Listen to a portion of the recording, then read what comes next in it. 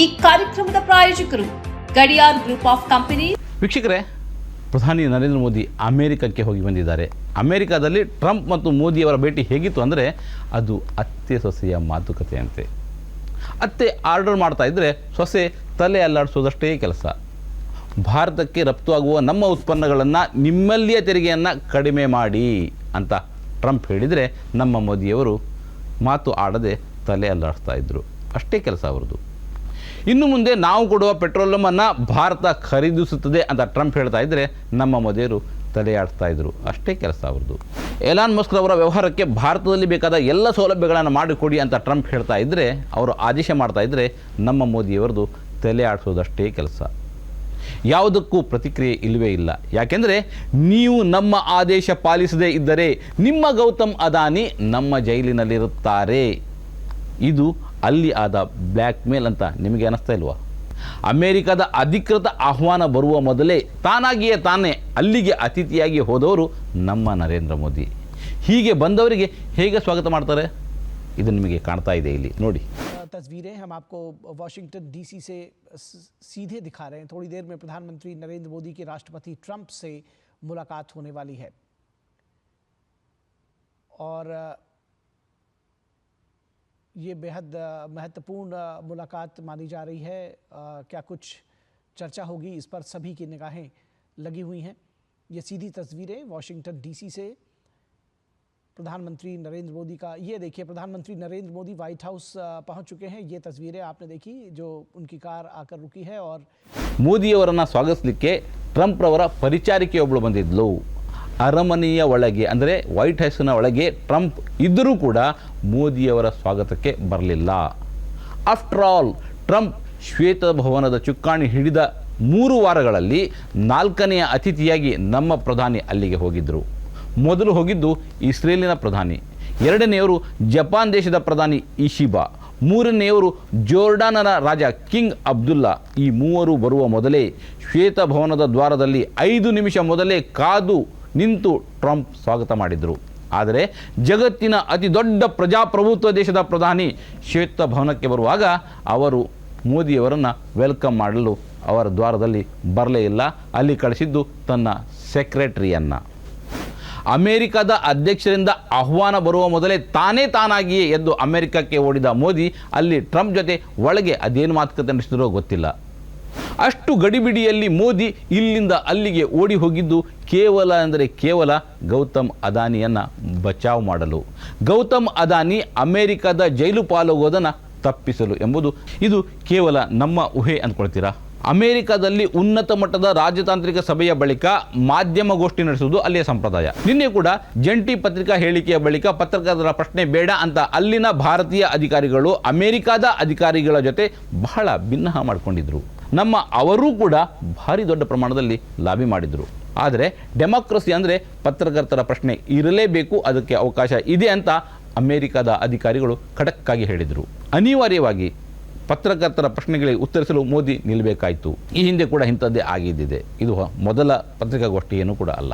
ಮಾಧ್ಯಮಗೋಷ್ಠಿಯಲ್ಲಿ teleprompter ಇರಲಿಲ್ಲ, ಅದಕ್ಕಾಗಿ ಮೋದಿ ಉತ್ತರಿಸಲು ತಡವರಿಸಿದ್ದರು ಎಂದು ಕೆಲವರು ಹೇಳ್ತಾ ಇದ್ದಾರೆ. ವಿಷಯ ಅದಲ್ಲ. ಅಲ್ಲಿ ಟೆಲಿಪ್ರಾಂಪ್ಟರ್ ಇತ್ತು, ಆದರೆ ಟೆಲಿಪ್ರಾಂಪ್ಟರ್ಗೆ ಉತ್ತರ ಬರಲು ತಡ ಆಗ್ತಾ ಇತ್ತು.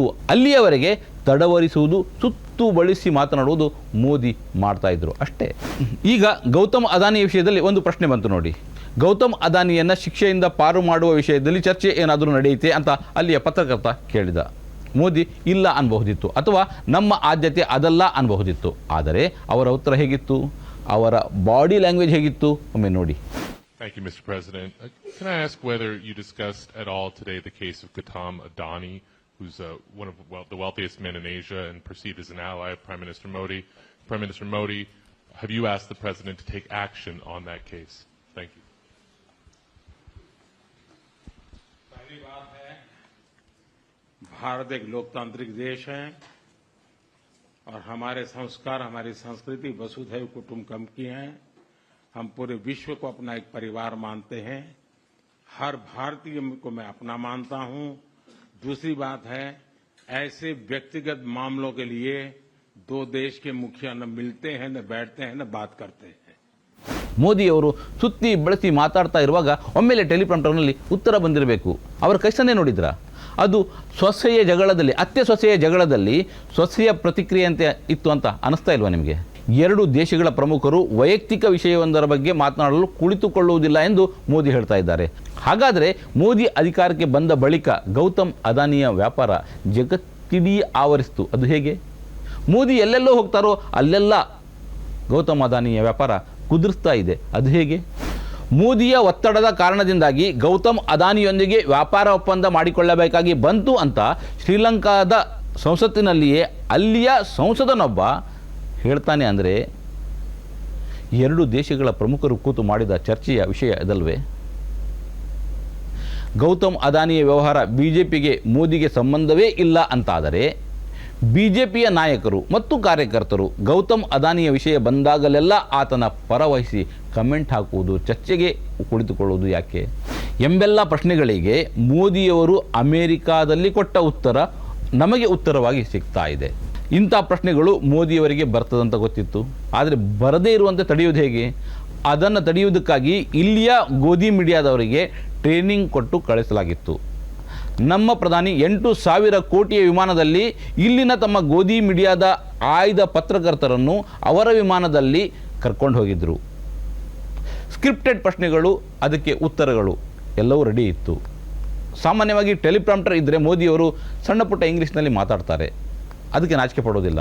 ಆದರೆ ಯಾಕೆ ಅವರು ಹಿಂದಿಯಲ್ಲೇ ಮಾತನಾಡಿದರು ಅಂದರೆ ಪತ್ರಿಕಾಗೋಷ್ಠಿಯ ಸಮಯವನ್ನು ಕಳೆಯಬೇಕಿತ್ತು, ವೇಸ್ಟ್ ಮಾಡಬೇಕಿತ್ತು. ಇಲ್ಲಿನ ಪತ್ರಕರ್ತರು ಅಲ್ಲಿ ಮೋದಿಯವರಿಗೆ ಕೆಲವು ಪ್ರಶ್ನೆಗಳನ್ನು ಕೇಳಿದರೆ ಅದಕ್ಕೆ ದೀರ್ಘವಾಗಿ ಉತ್ತರ ಕೊಡಬೇಕು. ಅದರ ನಂತರ ಅದನ್ನು ಟ್ರಾನ್ಸ್ಲೇಟ್ ಮಾಡಲಿಕ್ಕೆ ಒಂದಿಷ್ಟು ಇಬ್ಬರು ಜನ ಇದು ಕೂಡ ಇದ್ದರು, ಅವರು ಭಾಷಾಂತರ ಮಾಡಬೇಕು. ಇದರಿಂದ ಸಮಯ ಹಾಳಾಗ್ತದೆ. ಹಾಳಾದರೆ ನಮ್ಮ ಮೂಲ ಪ್ರಶ್ನೆಗೆ ಅಂದರೆ ಗೌತಮ್ ಅದಾನಿಯ ಪ್ರಶ್ನೆಗೆ ಅಲ್ಲಿ ಆದ್ಯತೆ ಇರುವುದಿಲ್ಲ. ಹೀಗಂತ ಅವರು ಯೋಚನೆ ಮಾಡಿದರು. ಆದರೆ ಆ ಪ್ರಶ್ನೆ ಬಂದೇ ಬಿಟ್ಟಿತು. ಆದರೂ ವಿದೇಶಿ ಪತ್ರಕರ್ತರು ಆ ಪ್ರಶ್ನೆಯನ್ನು ಕೇಳಿಯೇ ಬಿಟ್ಟರು. ನಮ್ಮ ಘನವ್ಯರ್ಥ ಪ್ರಧಾನಿ ಎಡವಿದ್ದರು, ದೇಶವನ್ನು ಮುಜುಗರಕ್ಕೆ ಒಳಪಡಿಸಿದರು, ಟ್ರೋಲ್ಗೆ ಒಳಗಾದರು. ನಮ್ಮ ಗೋಧಿ ಮೀಡಿಯಾದ ಪತ್ರಕರ್ತರು ರಷ್ಯಾ, ಉಕ್ರೇನ್, ಬಾಂಗ್ಲಾದೇಶದ ಬಗ್ಗೆ ಮಾತ್ರ ಪ್ರಶ್ನೆ ಕೇಳ್ತಾ ಇದ್ದರು. ನಮ್ಮ ಪತ್ರಕರ್ತರು ಅಮೆರಿಕಾದಲ್ಲಿ ನೆಲೆಸಿದ ಭಾರತೀಯರನ್ನು ಕೈಗೆ ಕಾಲಿಗೆ ಕೋಳ ಹಾಕಿ ಯಾಕೆ ಇಲ್ಲಿ ಡಂಪ್ ಮಾಡಿದ್ರು ಅಂತ ಕೇಳುವ ಧೈರ್ಯವನ್ನು ತೋರಿಸ್ತಿಲ್ಲ. ಬಿಸ್ನೆಸ್ ಮ್ಯಾನ್ ಟ್ರಂಪ್ ಮೋದಿಯವರನ್ನು ತುಂಬ ಹೊಗಳ್ತಾ ಇದ್ರು, ತಾರೀಫ್ ಮಾಡ್ತಾ ಇದ್ರು. ಹಾಗೆ ಭಾರತೀಯರ ಮೇಲೆ ದೊಡ್ಡ ತಾರೀಫ್ ಹಾಕಿದರು, ಅಂದರೆ ಟ್ಯಾಕ್ಸ್ ಹಾಕಿದರು. ಅಲ್ಲಿಯ ತೆರಿಗೆ ಹೊರೆಯನ್ನು ಭಾರತೀಯರ ಮೇಲೆ ಹೇರುವುದನ್ನು ಅಲ್ಲಿ ಹೇಳ್ತಾ ಇದ್ದರು. ಉಕ್ರೇನ್ ಯುದ್ಧದ ಕಾರಣದಿಂದಾಗಿ ಯುರೋಪಿಯನ್ ದೇಶಗಳು ರಷ್ಯಾದಿಂದ ಪೆಟ್ರೋಲಿಯಂ ಖರೀದಿಯನ್ನು ನಿಲ್ಲಿಸಿದವು. ಆಗ ಅನಿವಾರ್ಯವಾಗಿ ರಷ್ಯಾ ಕಡಿಮೆ ಬೆಲೆಗೆ ಭಾರತಕ್ಕೆ ಪೆಟ್ರೋಲ್ ಕೊಡುವ ಒಪ್ಪಂದವನ್ನು ಮಾಡಿಕೊಂಡಿತ್ತು. ಈ ಕಾರಣದಿಂದಾಗಿ ಭಾರತಕ್ಕೆ ಕಡಿಮೆ ಬೆಲೆಯಲ್ಲಿ ಪೆಟ್ರೋಲಿಯಂ ಉತ್ಪನ್ನ ಪೆಟ್ರೋಲಿಯಂ ಸಿಗ್ತಾ ಇತ್ತು. ಅಷ್ಟು ಮಾತ್ರ ಅಲ್ಲ, ರಷ್ಯಾದಿಂದ ಖರೀದಿಸಿದ ಪೆಟ್ರೋಲಿಯಮನ್ನು ಯುರೋಪಿಯನ್ ದೇಶಗಳಿಗೆ ಭಾರತ ಮಾರ್ತಾ ಇತ್ತು. ಇದರಿಂದ ಭಾರಿ ಪ್ರಮಾಣದ ಲಾಭ ಗಳಿಸ್ತಾ ಇತ್ತು. ಆದರೆ ಈಗ ಟ್ರಂಪ್ ಹೇಳ್ತಾ ಇದ್ದಾರೆ ಭಾರತ ನಮ್ಮಿಂದ ಪೆಟ್ರೋಲಿಯಂ ಖರೀದಿಸುತ್ತದೆ ಅಂತ. ಇದರ ಅರ್ಥ ರಷ್ಯಾದೊಂದಿಗಿನ ಒಪ್ಪಂದವನ್ನು ನಾವು ಮುರಿದುಕೊಂಡಿದ್ದೇವೆ ಅಂತ ಅಲ್ವೇ? ಇದರಿಂದ ಭಾರತಕ್ಕಾಗುವ ನಷ್ಟದ ಲೆಕ್ಕ ಹಾಕ್ತಾ ಇದ್ದೀರಾ? ಭಾರತರಿಗೆ ನಷ್ಟ ಆದರೆ ಆಗಲಿ, ಆದರೆ ನನ್ನ ಗೌತಮ್ ಅದಾನಿಗೆ ಅಮೆರಿಕಾದಲ್ಲಿ ಶಿಕ್ಷೆ ಆಗಬಾರದು. ಇದು ನಮ್ಮ ಮೋದಿಯವರ ದೂರದೃಷ್ಟಿ. ವೀಕ್ಷಕರೇ, ಈ ಬಗ್ಗೆ ನಿಮ್ಮ ಅಭಿಪ್ರಾಯವು ನಮ್ಮೊಂದಿಗೆ ಇರಲಿ. ಕಮೆಂಟ್ ಬಾಕ್ಸ್ನಲ್ಲಿ ನಿಮ್ಮ ಅಭಿಪ್ರಾಯ ಹಾಕಿ. ಹಾಗೆ ಈ ಕಾರ್ಯಕ್ರಮ ಇಷ್ಟ ಆಗಿದ್ದರೆ ಫಾರ್ವರ್ಡ್ ಮಾಡಿ. ಹೊಸದಾಗಿ ನೋಡ್ತಾ ಇದ್ದೀರಿ ಅಂತಾದರೆ ಸಬ್ಸ್ಕ್ರೈಬ್ ಮಾಡಿ ಮತ್ತು ಈ QR ಕೋಡ್ ಸ್ಕ್ಯಾನ್ ಮಾಡಿ ಆ ಮೂಲಕ ನಮ್ಮ ಆರ್ಥಿಕ ಶಕ್ತಿಯನ್ನು ತುಂಬಿ. ಧನ್ಯವಾದಗಳು.